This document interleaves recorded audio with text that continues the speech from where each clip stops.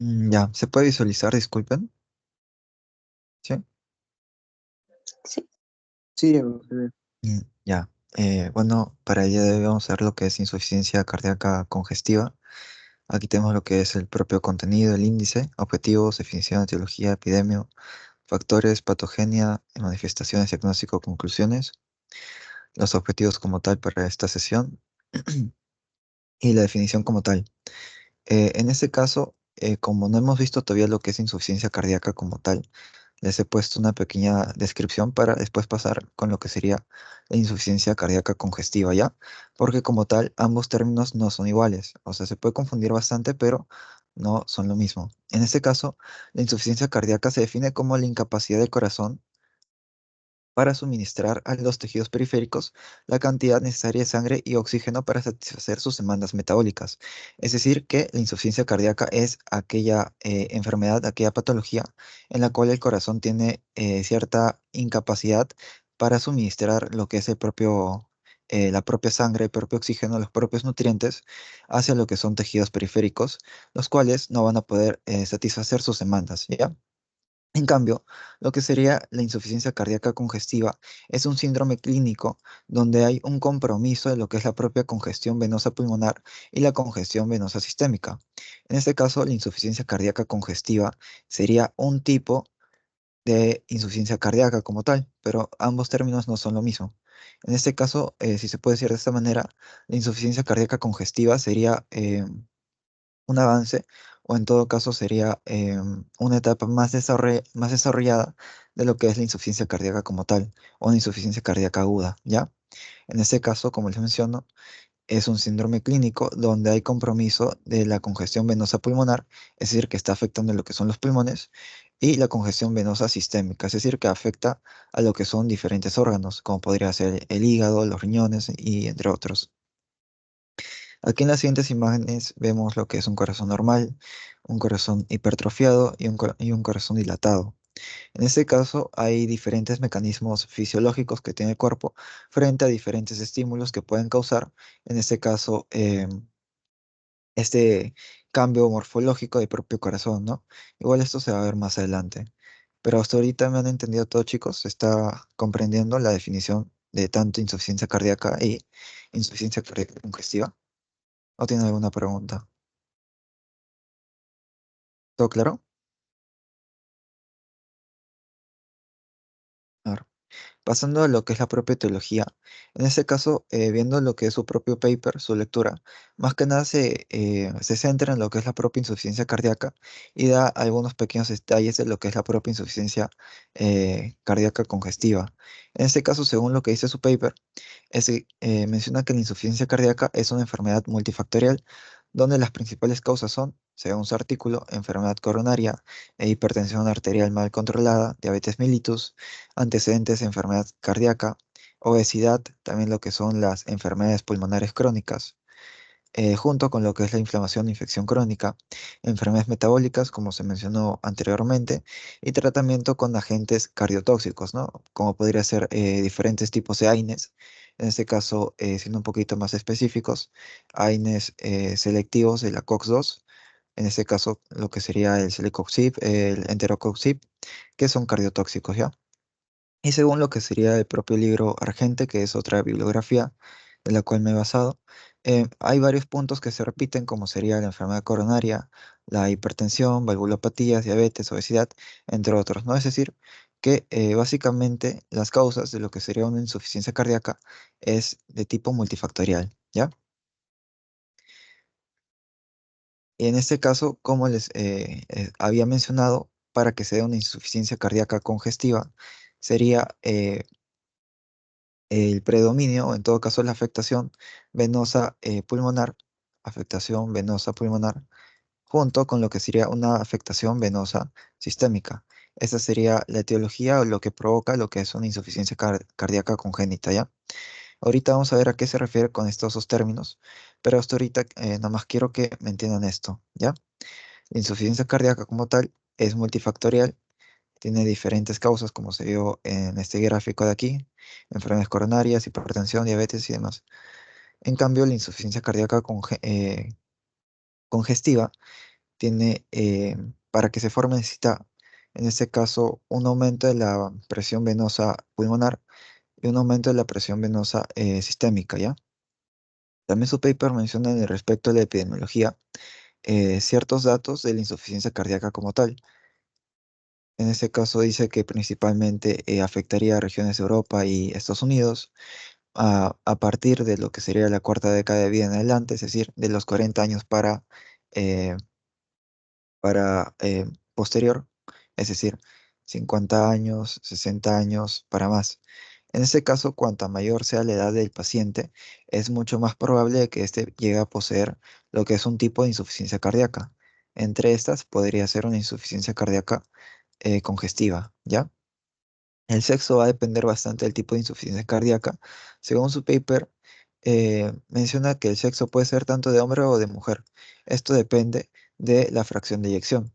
En este caso, sí, la fracción de eyección es preservada, normalmente afecta más a mujeres, y si la fracción de eyección es reducida, afecta más a hombres.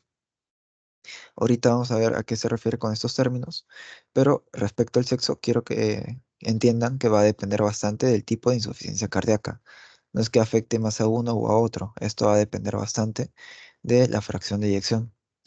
Con lo que respecta a la incidencia, no lo menciona, pero como tal, viendo diferentes artículos, se dice de que suele afectar a lo que son 21 por cada 1000 personas mayores de 65 años. Es decir, que todas las personas en el mundo mayores a 65 años, 21 por cada 1000 posee algún tipo de insuficiencia cardíaca, ¿ya? Respecto a la prevalencia, se menciona que al menos el 1 o el 2% de la población global posee igual insuficiencia cardíaca y con respecto a la mortalidad, al menos el 10% de estos casos con insuficiencia cardíaca suelen morir al año, ¿ya? Ahora pasando con lo que sería la epidemiología con insuficiencia cardíaca congestiva. En este caso, como les mencioné que la insuficiencia cardíaca congestiva es un estadio un poco más agravante o en todo caso eh, un estadio, si se puede decir de esta manera, posterior o en todo caso más terminal de lo que es una insuficiencia cardíaca. Se menciona que sigue siendo un motivo más común de hospitalización.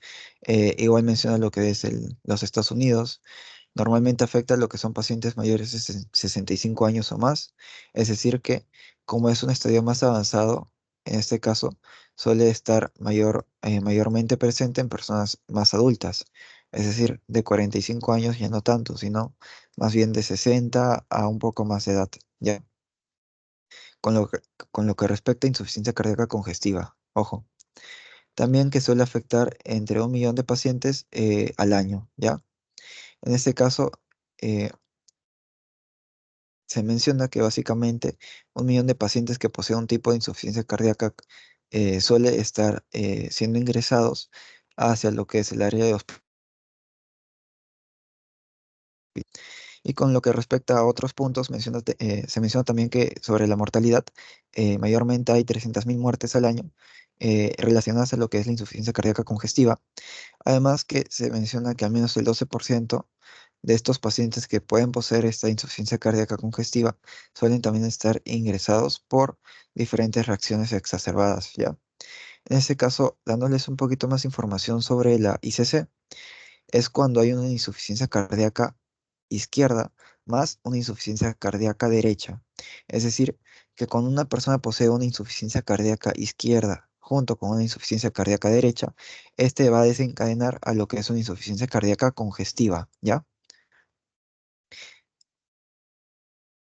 Ahora pasando a lo que son los factores de riesgo.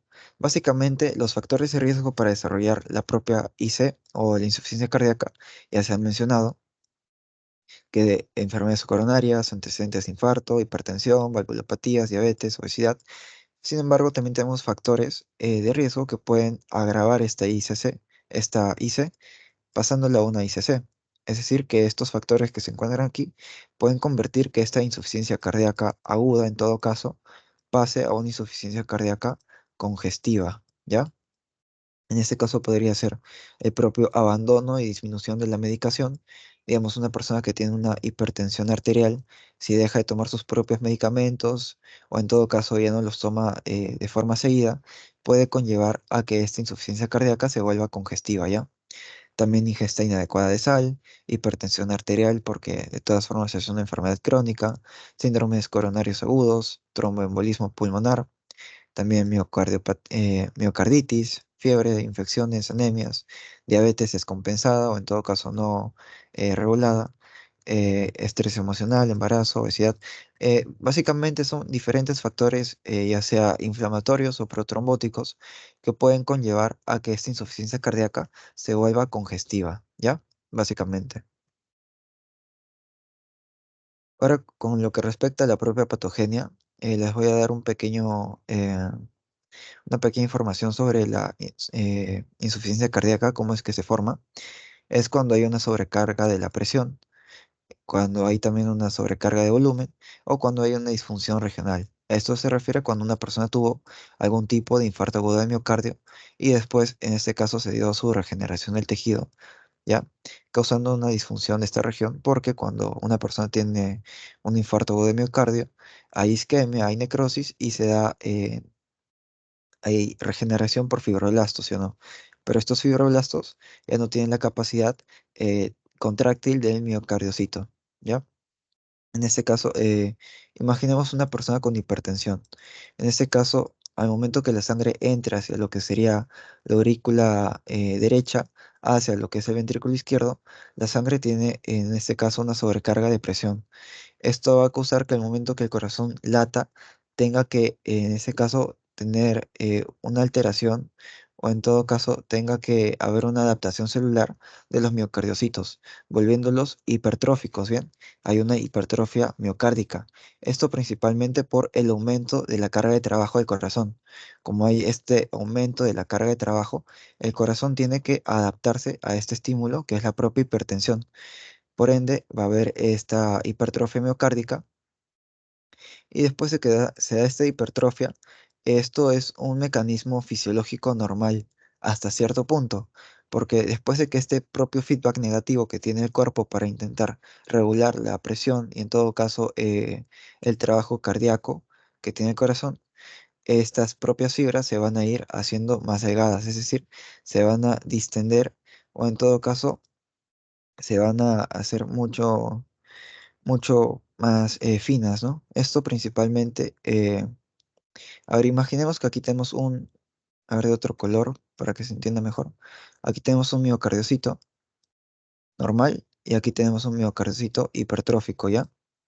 En ese caso, este miocardiocito también posee lo que es eh, su propia vascularización, llega esta cantidad de sangre y cuando está hipertrófico la cantidad de sangre es la misma. En este caso, si este miocardiocito necesita esta cantidad de sangre para funcionar normal, cuando esté hipertrófico va a generar más carga de trabajo, va a generar en todo caso mayor estrés metabólico y demás, y este aporte de sangre, este aporte vascular con lo que sería oxígeno y nutrientes no va a ser suficiente. Por ende, este miocardiocito va a acabar haciendo muerte celular y en todo caso va a ser reemplazado por tejido fibrótico. Es decir, que después de que se da esta hipertrofia, cuando ya no se va a poder seguir manteniendo este feedback negativo, el propio miocardiocito se va a producir la apoptosis y va a producir diferentes factores de crecimiento, como el factor de crecimiento fibroblástico, que es regulado por lo que son los macrófagos por la vía alternativa, ¿sí o no? Recordando un poquito las clases anteriores. En este caso, como hay aparición de diferentes fibroblastos, el corazón ya no va a tener la misma capacidad de contracción, porque los fibroblastos no tienen sarcómeros, ¿sí o no? El sarcómero, ¿sí o no? Que es la propia unidad funcional que tiene el miocardiocito para que se dé la contracción. Como no hay sarcómeros, va a haber de todas formas una disminución en lo que es el propio gasto cardíaco, ¿ya? Causando principalmente la insuficiencia cardíaca. Es decir, cuando hay una sobrecarga de presión, sobrecarga de volumen y una disfunción regional, va a conducir a lo que es una hipertrofia miocárdica y también lo que sería una fibrosis por una vasculatura inadecuada, ¿bien?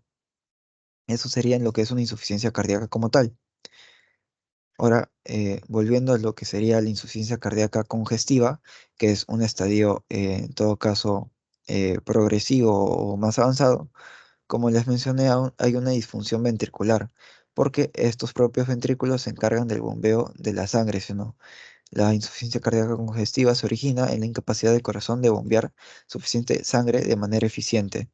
Esto puede provocar, en todo caso, un gasto cardíaco bajo y el aumento de lo que es la propia presión ventricular, porque como el corazón no puede latir, en este caso, de la mejor forma, va a haber sangre que se va a acabar quedando, ya que el corazón no va a tener la propia capacidad para eyectarla completamente, ¿ya? Luego, cuando se da la fase de congestión, en este caso, la sangre que no se bombea de manera eficiente se acumula en lo que son los vasos sanguíneos y en los tejidos. En este caso, como va a haber eh, prácticamente este acúmulo de sangre, va a haber un aumento en lo que es la presión hidrostática, ¿ya? Como hay aumento de la presión hidrostática, que va a producir edemas, ¿sí o no? Como va a producir edemas, en este caso a nivel de lo que son los vasos sanguíneos y tejidos, puede provocar lo que es una congestión pulmonar, en todo caso edema, hepatomegalia y ascitis. Esto se va a explicar más adelante, pero como hay en este caso la producción de edemas por este aumento de presión hidrostática, puede causar dificultad para respirar porque el edema se puede ubicar a nivel de los pulmones, ¿sí o no? Si hay edema a nivel de los pulmones, en todo caso, va a dificultar lo que es el intercambio de oxígeno y va a provocar la disnea. Puede provocar hipertensión pulmonar, eso también por lo que es el propio aumento de lo que es el flujo sanguíneo y demás, y disfunción hepática. Esto principalmente porque va a haber mayor regreso o en todo caso presión venosa de sangre a nivel del hígado. Como les había mencionado, la insuficiencia cardíaca congestiva es el aumento de la presión venosa pulmonar más el aumento de la presión venosa sistémica. Es decir, como es sistémica, puede afectar a diferentes órganos, en este caso al hígado, produciendo hepatomegalia, ya que como va a haber mayor aumento de lo que es el flujo sanguíneo, el propio hígado va a crecer. Pero eso se va a explicar más adelante. Con lo que respecta a la activación de mecanismos neurohormonales, como les había mencionado, en lo que respecta a una insuficiencia cardíaca, hay disminución del gasto cardíaco, ¿sí o no? Mayormente, no siempre, pero casi siempre es disminución del gasto cardíaco. En este caso, el cuerpo va a intentar aumentar ese gasto cardíaco de manera de feedback negativo, porque como está disminuido, el cuerpo lo intenta aumentar. En este caso, activando lo que es el sistema renina-angiotensina-aldosterona y el sistema simpático. En este caso, esto sería a un estadio inicial, es decir, a los primeros días o en todo caso una etapa temprana de lo que es esta insuficiencia cardíaca congestiva, eh, se daría esta activación, ¿ya? Sin embargo, cuando hay un aumento de lo que es el sistema renina-angiotensina-aldosterona, y junto con lo que es el sistema simpático va a producir ya a un estadio progresivo o en todo caso un estadio crónico, una remodelación cardíaca. Esto quiere decir que el corazón se puede hipertrofiar o en todo caso se puede dilatar, ya como se había visto anteriormente. Hay esta remodelación cardíaca y hay una disfunción renal. Esta disfunción renal principalmente es causada por lo que es el sistema renina-angiotensina-aldosterona. En este caso, como va a haber aumento de la retención de sodio junto con la retención de líquidos, intentando aumentar lo que es el gasto cardíaco, esta retención de sodio puede afectar a lo que son los riñones de manera ya crónica, ¿no? Y aparte de esto, chicos, que son básicamente mecanismos que el cuerpo tiene para aumentar el gasto cardíaco, posee también un mecanismo, entre comillas, protector, que sería el sistema de los péptidos natriuréticos. Estos básicamente son moléculas vasodilatadoras y moléculas antirremodeladoras. Es decir, que va a evitar que el corazón cause la propia hipertrofia o la propia distensión de sus fibras miocárdicas y va a producir una vasodilatación. Es decir, que estos péptidos natriuréticos es un mecanismo endógeno protector que tiene el propio corazón. Sin embargo, estos se van a acabar con el tiempo. Es decir, que al comienzo pueden funcionar a primera instancia para que el corazón no sufra cambios morfológicos. Sin embargo, después con el tiempo estos péptidos se acaban y se acaba moldeando lo que es la propia hipertrofia o la propia distensión de los ventrículos, ¿ya? Y finalmente, cuando ya se tiene todo esto, tenemos una falla multiorgánica. En este caso ya son etapas avanzadas de la insuficiencia cardíaca congestiva, donde hay disfunción cardíaca y puede provocar daño a lo que son los riñones, el hígado, los pulmones y el sistema gastrointestinal. Básicamente es eso, es una complicación bastante grave de la insuficiencia cardíaca congestiva que puede conducir a la muerte si es que no se trata de manera oportuna, ¿ya? ¿Alguna pregunta, chicos, o está todo claro?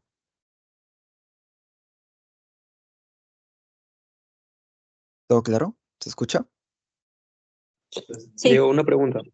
Sí, dime. La remodelación era hipertrofia ventricular, ¿verdad?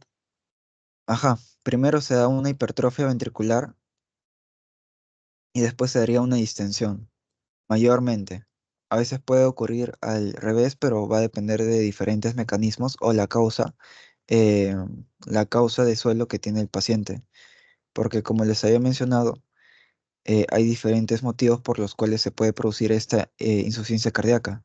Puede ser por hipertensión, por valvulopatías, por diabetes.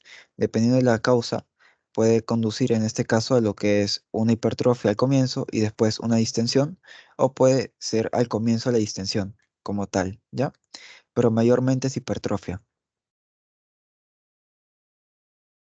Ya, ¿sí? listo, genial, gracias. ¿Alguna otra pregunta, chicos, o está todo claro?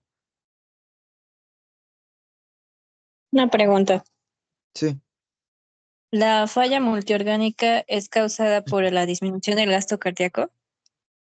sí, como hay en todo caso una disminución del aporte de oxígeno a los tejidos, estos órganos van a causar, o en todo caso, sus propias funciones no van a ser abastecidas. Por eso que al comienzo, como la propia definición se menciona, es la incapacidad del corazón para suministrar oxígeno o la sangre a los tejidos periféricos, donde sus demandas metabólicas no se satisfacen. Por ejemplo, a nivel de lo que es el propio riñón, si hay una disminución de lo que es el flujo sanguíneo renal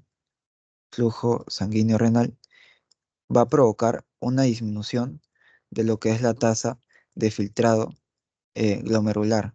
Y si hay esta disminución de la tasa de filtrado, va a provocar en todo caso una disfunción renal, ¿ya? Esto porque hay una disminución del aporte de sangre o el aporte sanguíneo a lo que son los diferentes órganos, ¿ya? Así que la falla multiorgánica es porque ya no va a haber, en todo caso, ningún mecanismo que el cuerpo tenga para aumentar este flujo sanguíneo. ¿Ya? Sí, gracias. Ya. ¿Otra pregunta, chicos, o está todo claro? Entonces, eso de aquí podría producir este shock cardiogénico, ¿sí?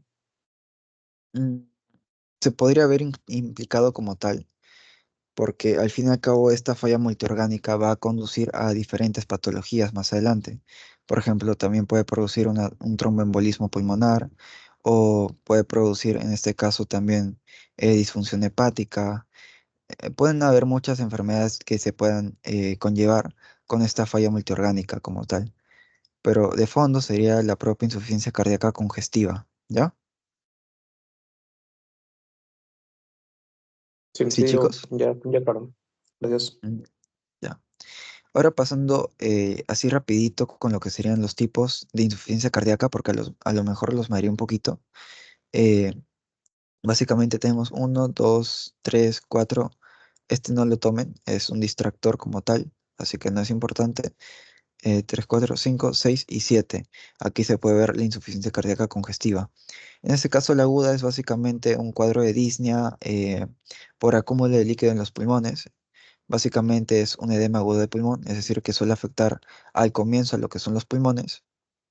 La crónica básicamente es un cuadro lento progresivo, donde se da la disfunción de lo que son los ventrículos y demás. En este caso suele ser mayormente producida cuando los pacientes no toman su medicación de forma adecuada, es decir, si una persona tiene hipertensión y no toma lo que son sus medicamentos, puede conllevar a un cuadro de insuficiencia cardíaca crónica que puede evolucionar a una insuficiencia cardíaca congestiva, ¿ya? Hipertensión mal controlada. Por disfunción sistólica. En este caso se debe al fallo de la contracción del ventrículo izquierdo. En este caso, como lo vimos anteriormente, esta insuficiencia cardíaca por disfunción sistólica se refiere a cuando el propio corazón tiene las fibras demasiado, en todo caso, demasiado distendidas. Como estas fibras son muy delgadas, estos miocardiocitos son demasiado finos, no van a tener la suficiente fuerza para contraer el corazón e enviar lo que es la propia sangre a lo que es el propio flujo sanguíneo sistémico. En este caso, como las fibras son muy delgadas, al momento que se contraiga, no va a tener suficiente fuerza para que todo el volumen sanguíneo que se encuentre en el ventrículo izquierdo pase a lo que es la aorta y demás, ¿ya? A eso se refiere con insuficiencia cardíaca sistólica. En cambio, la insuficiencia cardíaca diastólica se refiere a la falla de la relajación del ventrículo izquierdo. En este caso, en vez de que el ventrículo izquierdo esté de todo distendido o de todas formas esté muy delgado, va a estar bastante grueso, es decir, va a haber una hipertrofia. Y como va a estar las fibras miocárdicas hipertrofiadas, al momento que sea su propia relajación, va a haber un fallo en esta. Es decir, que en lo que es una insuficiencia cardíaca por disfunción sistólica, va a haber un daño en lo que es la propia contracción, ¿ya? La contracción va a estar alterada. En cambio, en una insuficiencia cardíaca por disfunción diastólica, en este caso, el llenado va a estar alterado, ¿ya? Esto porque aquí hay fibras miocárdicas que va a impedir que el corazón se relaje completamente y en el otro porque como las fibras están demasiado delgadas, el corazón no va a poder contraerse con la fuerza suficiente. ¿Ya, chicos? ¿Se entendió hasta ahí? ¿Se entendieron esos dos términos? Sí. Ya. Ahora pasando con lo que es izquierda y derecha, es básicamente estas dos las que acaban provocando lo que es la insuficiencia cardíaca congestiva. La insuficiencia cardíaca izquierda está relacionada mayormente con lo que son síntomas pulmonares, ¿ya? En cambio, la insuficiencia cardíaca derecha está relacionada con lo que son síntomas sistémicos, es decir, una afectaría principalmente a lo que son los pulmones, de esta forma, de, causando edemas y demás. Este edema va a ser de forma bilateral, ¿ya? Va a afectar tanto el pulmón derecho como el pulmón izquierdo. En cambio, la insuficiencia cardíaca derecha va a ser de tipo sistémica, es decir, va a afectar a lo que es el hígado, va a afectar a lo que es el el propio sistema gástrico y demás. Va a afectar a diferentes órganos aparte del pulmón, ¿ya? Y luego de que se dé la fusión de ambas, va a provocar la insuficiencia cardíaca congestiva, que es la mezcla de los síntomas de la insuficiencia cardíaca derecha y la insuficiencia cardíaca izquierda. Dándoles un poquito más información, chicos, en este caso la insuficiencia cardíaca izquierda va a evolucionar a lo que es una insuficiencia cardíaca derecha y esta insuficiencia cardíaca derecha va a ser en todo caso ya una insuficiencia cardíaca congestiva, porque si el paciente posee manifestaciones o síntomas pulmonares, después que evoluciona insuficiencia cardíaca derecha y posee síntomas sistémicos, aquí ya se va a ver lo que es una insuficiencia cardíaca congestiva, ¿ya? En este caso, insuficiencia cardíaca congestiva posee, no sé, edema pulmonar, posee también hepatomegalia, posee edemas de miembros inferiores, posee también lo que sería ingurgitación yugular y demás síntomas que se van a ver más adelante. Ahora, con lo que respecta a criterios o la clasificación NIJA, que es básicamente formas en que se clasifica esta insuficiencia cardíaca de forma fisiológica, porque también tenemos la AJA, pero esa es de forma morfológica. La NIJA, ni, eh, NIJA, clasifica la insuficiencia cardíaca de forma fisiológica por sus funciones, y la AJA, que es otra clasificación, lo hace de forma morfológica. En este caso nos vamos a enfocar en lo que es la NIJA. Lo clasifica en 4 clases, ¿ya? Clase 1, clase 2, clase 3 y clase 4. En este caso, este texto que he sacado del Argente, este cuadrito, tiene demasiado texto, pero diciéndoles en pocas palabras, básicamente la clase 1 es cuando el corazón es asintomático, es decir, no posee ningún tipo de complicación. La clase 2 básicamente es cuando el corazón posee disnea por esfuerzos moderados, ¿ya? Disnea por moderados esfuerzos, ¿ya? Es decir, que una persona cuando ya esté haciendo ejercicio o esté corriendo ya varios minutos, va a tener en este caso disnea o dificultad para respirar, ¿ya? Después la clase 3 se refiere a disnea con leves esfuerzos. Por ejemplo, una persona que en todo caso está subiendo escaleras o se para de su silla o está caminando y tiene dificultad para respirar, sería un NIJA clase 3. Y la clase 4 básicamente se refiere a disnea en reposo. Es cuando la persona puede estar sentada o en todo caso puede estar durmiendo y ya siente dificultad para respirar. En ese caso la clase 1 es asintomática, como les menciono, y la clase 4 es la más grave, ¿ya? Así que básicamente eso sería todo este texto de aquí abreviado, ¿ya?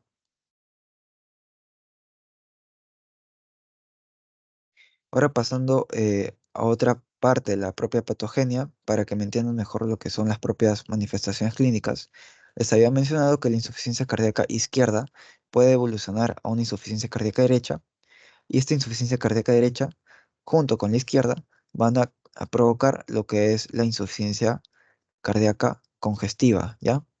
En este caso, esta insuficiencia cardíaca congestiva va a tener tanto disnea paroxística nocturna, fatiga, ortopnea, taquicardia, disnea de esfuerzo, cianosis, junto con ascitis, hepatomegalia, fatiga también, edema de miembros inferiores, ingurgitación yugular y demás. Esto se va a explicar en lo que son las manifestaciones clínicas. Como les había mencionado, en este caso, eh, esta sería una insuficiencia cardíaca izquierda y esta es una insuficiencia cardíaca derecha, ¿ya? La izquierda afecta a nivel pulmonar, la derecha a nivel sistémico, ¿ya? A nivel pulmonar, como pueden ver, esta persona tiene en este caso disnea en reposo o disnea de esfuerzo, porque si se pueden ver aquí, tiene en este caso la activación de eh, los músculos complementarios o en todo caso músculos secundarios para la respiración, como el esternocleidomastoideo, también lo que serían los serratos como tal, parte de los pectorales y demás. Bien, en este caso,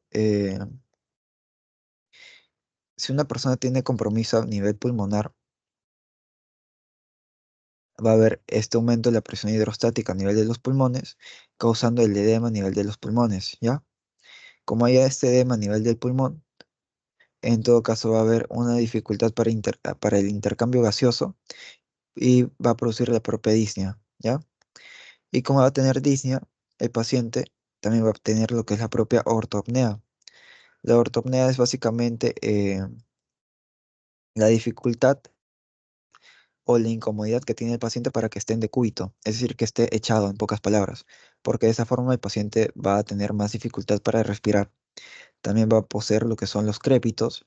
Básicamente, cuando tú auscultas al paciente y escuchas lo que son sus pulmones, vas a escuchar crépitos, o en todo caso, como dos hojas que se están frotando, básicamente. Y también va a tener lo que es la disnea paroxística nocturna. Digamos que el paciente ya está durmiendo, ya está acostado, y de la nada, en cualquier momento de la noche, por eso es paroxística, siente que le falta el aire. Es decir, que el paciente de la nada se despierta por esta sofocación o falta de aire. Este es un criterio mucho más específico para insuficiencia cardíaca congestiva, ¿ya? En este caso, como les mencioné, hay insuficiencia cardíaca izquierda y aquí se va a explicar por qué hay este compromiso de los pulmones, ¿ya? A ver, por ejemplo, aquí. En este caso, imaginemos que toda esta parte de aquí está siendo alterada. Es decir, que esta insuficiencia cardíaca izquierda se está dañando acá. La sangre que viene del ventrículo izquierdo pasaría a la aurícula izquierda, ¿sí o no? Es decir, va a haber un aumento de la presión de la aurícula izquierda. Y este aumento de la presión de la aurícula izquierda va a ocasionar que estas venas pulmonares también aumenten su presión. Como la presión de la sangre aumenta en lo que son las venas pulmonares, van a dirigirse a lo que es el propio pulmón como tal. Como la sangre aumenta a nivel del pulmón, va a haber este aumento de la presión sanguínea a nivel del pulmón, va a provocar este aumento de la presión hidrostática y este edema, ¿ya? Es decir, que como esta sangre que se encuentra en el ventrículo izquierdo va a producirse un reflujo hacia lo que es la aurícula izquierda, y esta aurícula izquierda, como está conectada hacia lo que son las venas pulmonares, va a enviarse este aumento de presión hacia lo que son los pulmones directamente, ¿ya? Por eso es que se da esta afectación a nivel pulmonar en lo que sería la insuficiencia cardíaca del lado izquierdo, ¿ya? ¿Y cómo es que esto puede evolucionar a una insuficiencia cardíaca derecha? Básicamente, eh, todo es siguiendo un orden, ¿ya chicos? Después de que ya se afectan los pulmones, hay este aumento de la presión, hay este edema y todo lo demás. La presión va a seguir hacia lo que es, en este caso, las arterias pulmonares, ¿sí o no? Si la presión aumenta hacia lo que es las arterias pulmonares, la presión va a aumentar también lo que es el ventrículo izquierdo. Como la presión aumenta en el ventrículo izquierdo, va a aumentar también en lo que es la aurícula izquierda, aurícula derecha y aurícula derecha y ventrículo derecho, ¿ya? Un pequeño lapsus, ¿ya? Ventrículo derecho, aurícula derecha. Y como la presión aumenta en lo que es la aurícula derecha, va a aumentar también la presión en lo que es la vena cava superior y la cava inferior. Es decir, que si aquí ya hay aumento de la presión de los pulmones, cuando la sangre siga volviendo, va a aumentar la presión a nivel de las arterias pulmonares, ¿ya? Y como aumenta la presión de las arterias pulmonares, va a conducir un aumento de lo que es la presión del ventrículo derecho, ¿ya? Ventrículo derecho. Y como el ventrículo derecho también va a provocar que la aurícula derecha aumente su presión. Como hay aumento de la presión de la aurícula derecha, la sangre va a conducirse, o en todo caso va a dirigirse hacia lo que son las cavas, tanto la cava superior como la cava inferior. Y ahorita recordando un poquito más de anatomía, sí o no que la cava superior se divide después o sigue ascendiendo hacia lo que es la vena subclavia y lo que sería la vena yugular, ¿sí o no? Es decir, que en una insuficiencia cardíaca derecha, porque está siendo afectado esta zona de aquí, va a haber una ingurgitación yugular o un aumento de lo que es la propia presión yugular, ¿ya? Eso sería cuando es por la vena cava superior. En cambio, si es por la vena cava inferior, ahora usemos el siguiente gráfico porque sí está demasiado garabateado. Imaginemos que por aquí está la vena cava inferior. Esta vena cava inferior sigue hacia lo que es el propio hígado y como va a haber un aumento del flujo sanguíneo a nivel del hígado, este hígado se va a aumentar su tamaño, es decir, va a haber una hepatomegalia. Como va a haber una hepatomegalia a nivel del hígado, puede salir también lo que es la propia porta, ¿sí o no? La vena porta también va a aumentar la presión y al momento que se encuentre a nivel de lo que es el propio peritoneo, como sigue habiendo un aumento de la presión hidrostática, va a producir edema a nivel del peritoneo, conocido como ascitis, ¿ya chicos? Va a haber ascitis por este aumento de la presión hidrostática. ¿Y qué pasa si esta presión sigue disminuyendo, o sea, yéndose más para inferior? Esta presión también va a aumentar hacia lo que son los miembros inferiores y va a producir edema en los miembros inferiores, ¿ya? Edema en miembros inferiores, ¿ya? Básicamente funciona así. ¿Alguna pregunta, chicos? ¿O está todo claro? Digo, entonces la citis no solamente se da por un exudado, sino también por un trasudado. Básicamente sí, es por un trasudado, porque hay aumento en lo que es la presión hidrostática. En cambio, en lo que es un exudado, hay en todo caso células inflamatorias, también habría daño en lo que es el propio vaso sanguíneo y demás. El trasudado ocurre cuando hay aumento de lo que es la presión hidrostática y disminución de lo que es la presión oncótica, ¿ya? En Sí, cambio, lo que es un exudado, hay básicamente proteínas o en todo caso moléculas inflamatorias y el vaso sanguíneo no se encuentra intacto, se encuentra dañado, ¿ya? En un exudado el vaso sanguíneo se encuentra dañado para que pasen estas moléculas o estas células inflamatorias. En cambio, en el trasudado el vaso sanguíneo está normal, solamente que hay este aumento de lo que son las propias presiones a nivel de este capilar o de este vaso sanguíneo, ¿ya? sí, sí, listo, gracias. Ya. Así que tanto las manifestaciones clínicas de una insuficiencia cardíaca izquierda con una insuficiencia cardíaca derecha son las manifestaciones clínicas de una insuficiencia cardíaca congestiva. Es decir, que esta insuficiencia cardíaca congestiva va a tener ambas manifestaciones clínicas, ¿ya? Básicamente. Ahora con lo que es el propio diagnóstico y tratamiento, en este caso ya para finalizar, tenemos lo que son los criterios de Framingham, que se refiere básicamente para la identificación o el diagnóstico de una insuficiencia cardíaca. En este caso se dividen lo que son dos criterios, criterios mayores y criterios menores. Si un paciente posee dos criterios mayores o un criterio mayor y dos menores, se puede decir que posee insuficiencia cardíaca. Es decir, si posee dos de estos, ya posee insuficiencia cardíaca, o si posee uno de este y dos de estos, ¿ya?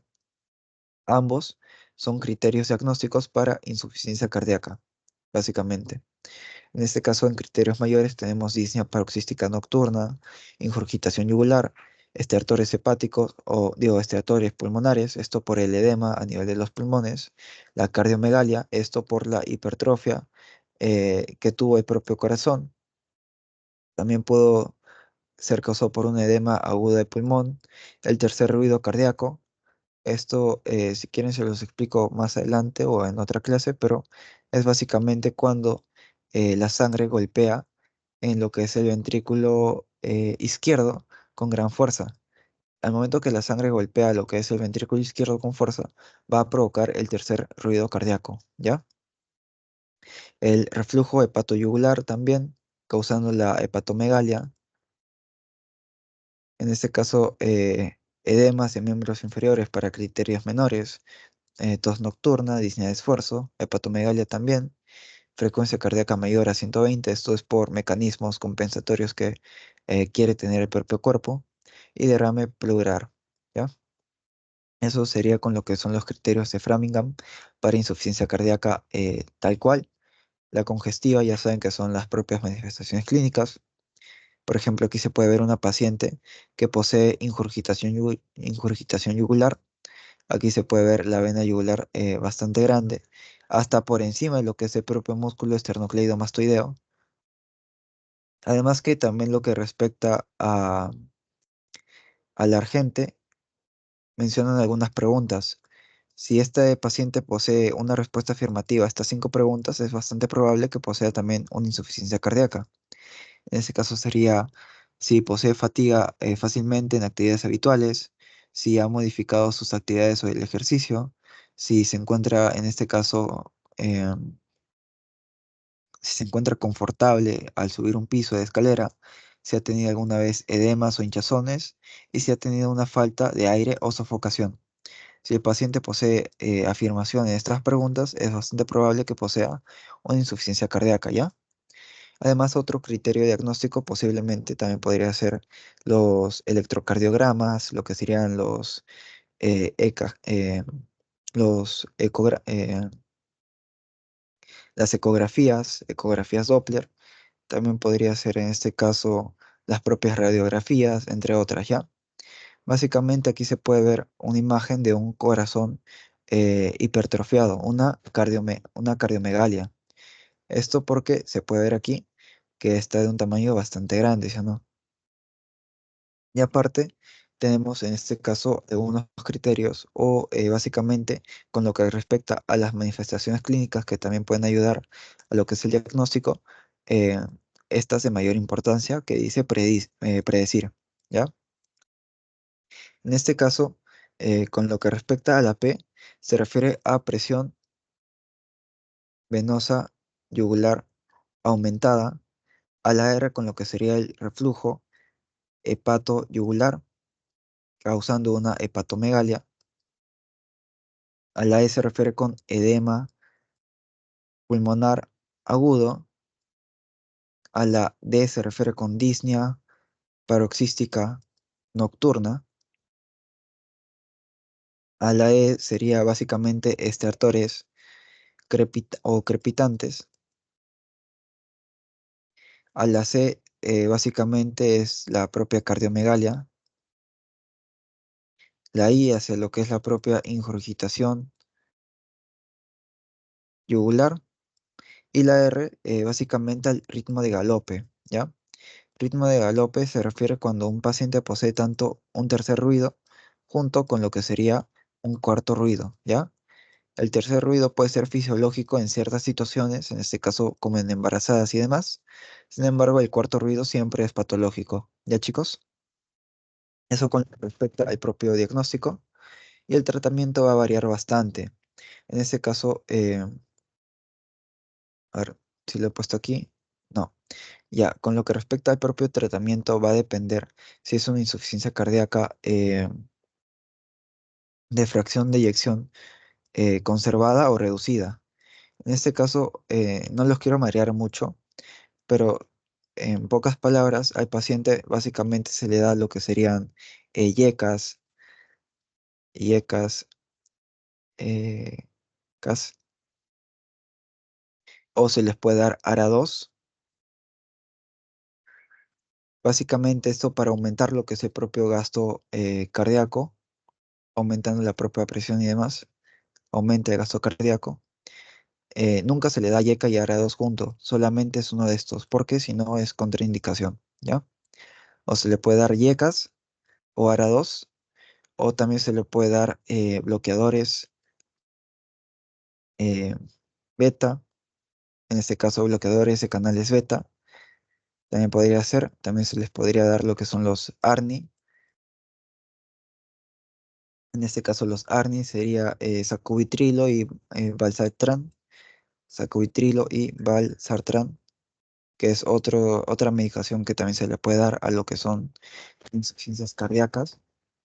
Y una contraindicación sería bloqueadores de canales de calcio, ¿ya? Básicamente porque estos bloqueadores de canales de calcio aumentan el edema. Y si la persona de por sí ya posee disnea o en todo caso edema a nivel del pulmón, estos bloqueadores de canales de calcio van a ser contraproducentes, van a aumentar el edema y va a provocar que la disnea sea más agresiva, ¿ya? Así que en tratamientos farmacológicos tenemos YECAS o ARA2, nunca juntos, YECAS o ARA2, bloqueadores bloqueadores de canales o de receptores beta, los propios ARNI, que son sacubitrilo y valsartán, y se contraindica o no se da lo que son bloqueadores de canales de calcio, ¿ya? Eso es lo que respecta a alineamientos farmacológicos. En cambio, si el paciente en todo caso eh, se le podría también realizar una operación, en este caso ya sería una angioplastía y demás, pero eso ya respecta a tratamientos quirúrgicos, ¿ya chicos? Ahora, con lo que respecta a las propias conclusiones, tenemos que la insuficiencia cardíaca congestiva es una condición grave que afecta la capacidad del corazón para bombear la sangre de manera eficiente. El diagnóstico temprano y el tratamiento oportuno son cruciales para mejorar el pronóstico de insuficiencia cardíaca congestiva. La fisiopatología de esta insuficiencia cardíaca congestiva se caracteriza por un círculo vicioso de eventos que empeoran la función cardíaca, ¿ya? Y la insuficiencia cardíaca congestiva tiene diferentes causas subyacentes, pero todas ellas convergen en lo que es la disfunción ventricular. Aquí es donde ocurre todo, ¿ya? Básicamente. Aquí tenemos una pequeña radiografía de tórax de cómo se vería en este caso una cardiomegalia, junto con otros signos de imagen. Y aquí hay algunas preguntas, ¿ya? ¿Cuál es la insuficiencia cardíaca congestiva? Bueno, ¿qué es la insuficiencia cardíaca congestiva? Son los síntomas más comunes. Qué es la remodelación cardíaca y cómo es afectada en lo que es el corazón en la insuficiencia cardíaca congestiva y cómo la insuficiencia cardíaca congestiva puede conducir a una falla multiorgánica, ¿ya? Básicamente todo esto se ha tratado en lo que es la clase, así que no tendría muchos problemas para responderlas. Y eso sería todo. ¿Alguna pregunta, chicos? ¿O se entendió todo? ¿Chicos? O sea, todo claro, Diego. Muchas ¿Sí? gracias. Todo rápido. Ya. Igual si tienen alguna pregunta o duda me la hacen saber. Normal lo hacemos. A ver, ¿una pregunta? ¿Sí?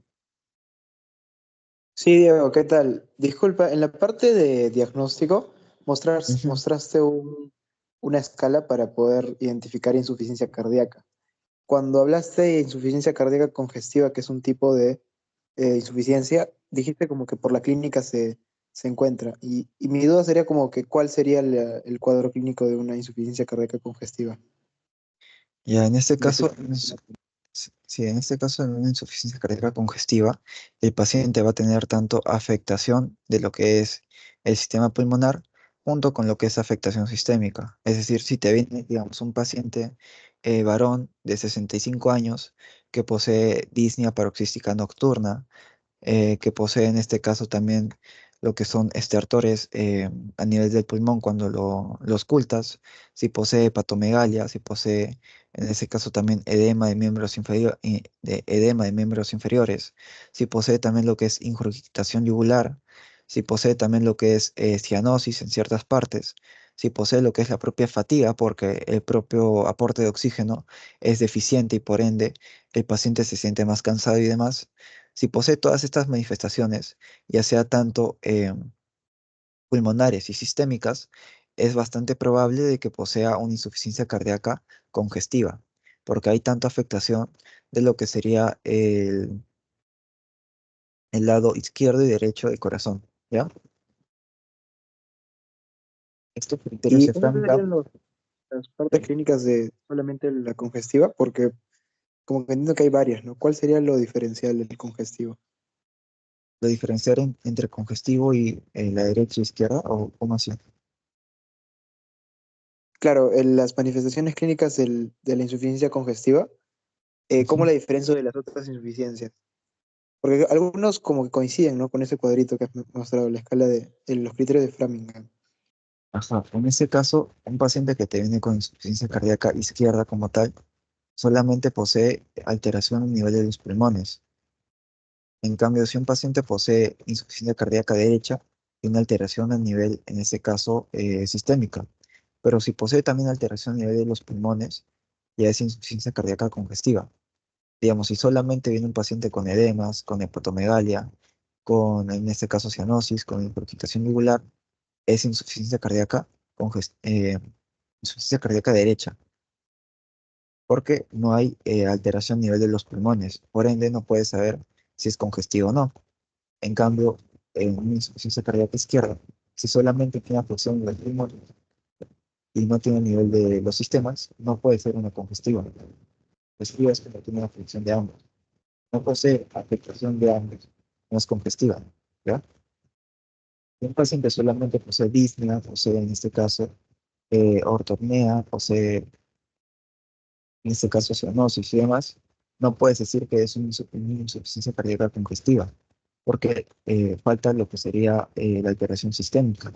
Si el paciente solamente tiene alteración sistémica, no puedes decir que es una insuficiencia cardíaca congestiva, porque también tendrá que tener presente lo que es la alteración a nivel de los pulmones. Cuando posea ambos, tanto el pulmonar como sistémica, ya puede ser, en este caso, una insuficiencia cardíaca congestiva, porque está de acuerdo con lo que son las manifestaciones clínicas, ¿ya? Por eso que con lo que respecta a la propia definición, la insuficiencia cardíaca congestiva es un síndrome clínico, es decir, que por propia clínica se puede definir a esta enfermedad donde hay un compromiso en una congestión venosa pulmonar, afecta a lo que son los pulmones, y congestión venosa sistémica, afecta a lo que son los demás órganos del cuerpo. Si no hay una, no es una insuficiencia cardíaca congestiva. Tienen que estar ambas presentes, ¿ya? No sé si Sí, te Diego. Y resolví la otra, duda. ¿Sí? sí, Diego, ahora sí ya lo entendí. Tiene que ser afectación derecha e izquierda. Otra consulta, cuando es clínico, cuando mencionan que es clínico, ¿eso quiere decir que no hay un gol estándar como radiografía o tomografía? ¿No es Mm. necesario exámenes auxiliares? No, sí, claro, en este caso la propia tomografía y radiografía son parte de lo que sería el propio diagnóstico. Te pueden ayudar a saber qué tanto ha avanzado el propio paciente. En este caso, como dicen los criterios menores, si tiene hepatomegalia, puede ser en este caso una insuficiencia cardíaca derecha o puede ser una congestiva, dependiendo si tiene también otras alteraciones del pulmón. Por ejemplo, solamente con la manifestación puedes ayudarte bastante o a guiarte a lo que es esta enfermedad, pero de todas formas hay diagnósticos de laboratorio que pueden también confirmar estas manifestaciones clínicas, ¿ya? Porque como es un síndrome clínico, por manifestaciones que lo puedes sacar o en todo caso puedes intuirlo, pero si quieres confirmarlo, puedes hacer más análisis de laboratorio, como pruebas de imagen, también podría ser el propio EKG y demás, ¿ya? Entiendo. Gracias. Ya.